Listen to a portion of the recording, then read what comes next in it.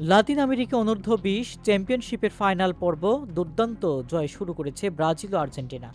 নিজেদের প্রথম ম্যাচে আর্জেন্টিনা 2-1 গোলে হারিয়েছে চিলিকে, আর ব্রাজিল 1-0 ব্যবধানে উরুগুইকে পরাজিত করেছে।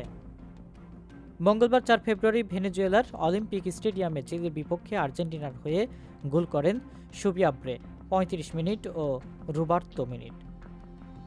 চিলির পক্ষে একমাত্র গোলটি করেন রাসেল। একই দিনে ভেনেজুয়েলার অন্য একটি স্টেডিয়ামে উরুগুয়ের বিপক্ষে খেলতে নামে ব্রাজিল। ম্যাচের ৭৪তম মিনিটে পেদ্রো গোল করে ব্রাজিলকে 1-0 ব্যবধানে জয় এনে দেন। লাতিন আমেরিকা অনূর্ধ্ব-20 চ্যাম্পিয়নশিপ মূলত 2025 ফিফা অনূর্ধ্ব-20 বিশ্বকাপের বাছাই পর্ব হিসেবে ব্যবহৃত হয়। গ্রুপ পর্বে 10টি দল গ্রুপে বিভক্ত হয়ে খেলছে। প্রতি গ্রুপের সেরা 3 দল উঠেছে ফাইনাল পর্বে। ফাইনাল পর্বে নেই কোনো গ্রুপ। প্রতিটি দল রাউন্ড রবিন পদ্ধতিতে একে অপরের বিপক্ষে খেলবে। পয়েন্ট তালিকার সেরা 4 দল পাবে বিশ্বকাপে খেলার সুযোগ।